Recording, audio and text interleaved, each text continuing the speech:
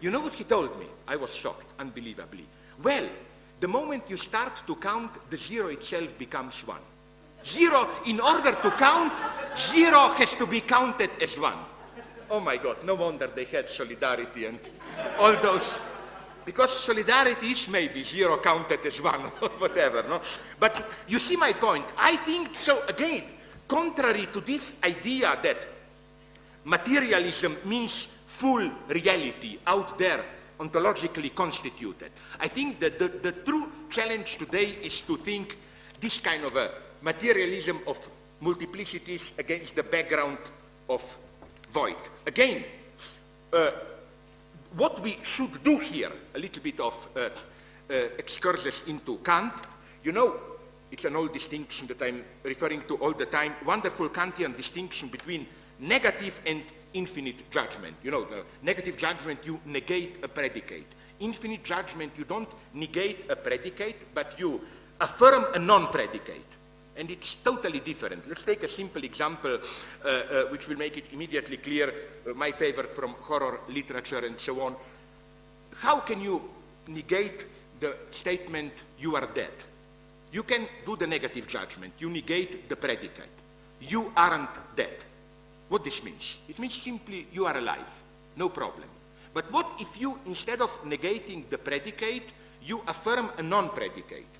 You don't say you aren't dead, but you say you are undead. Every reader of Stephen King knows it's something totally different. It's the infinity of the undead, vampires, etc., the living dead, and so on. And I think we should do the same here. If we take the axiom, material reality is all there is.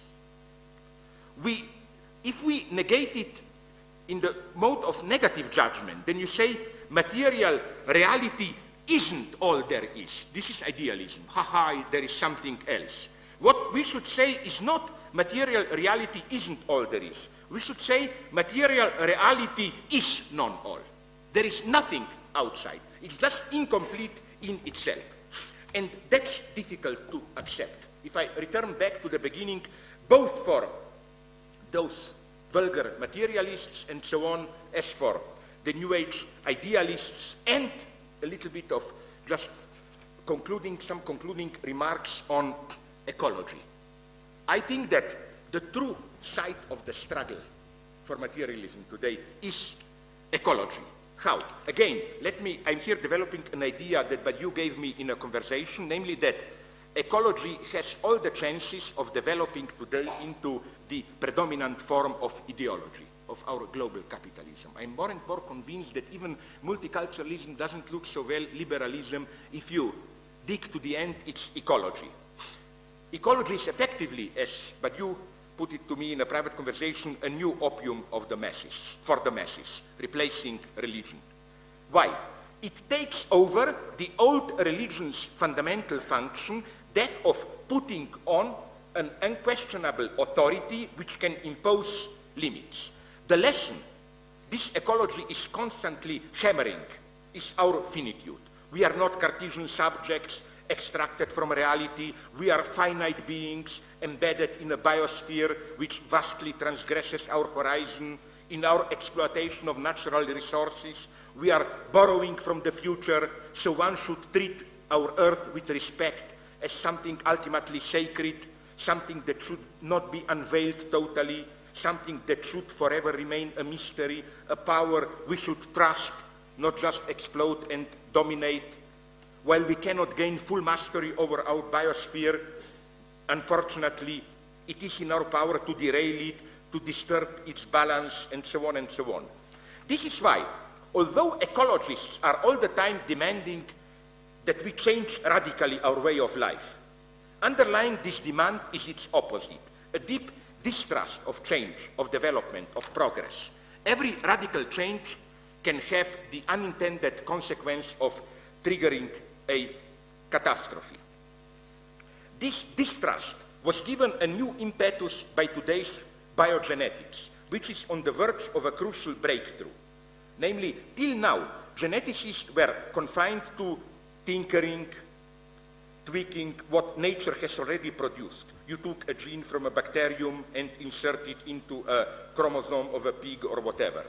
whatever.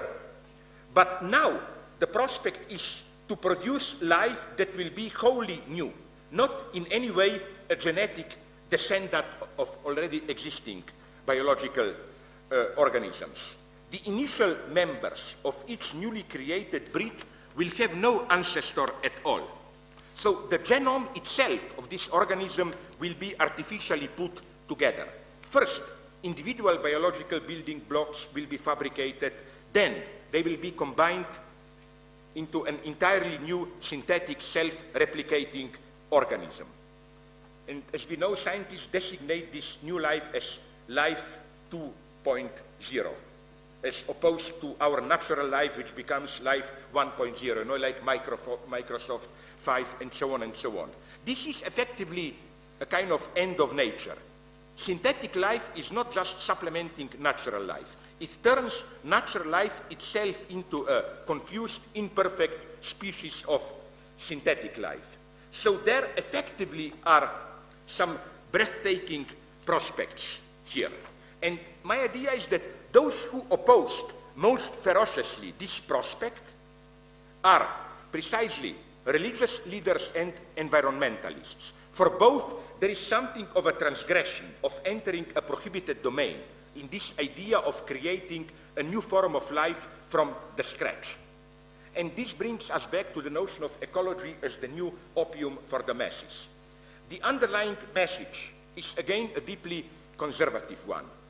Any change can only be the change for the worst. Here is from a newspaper report I read a passage which describes this typical ecological attitude. Behind much of the resistance to the notion of synthetic life is the intuition that nature, or God, created the best of possible worlds.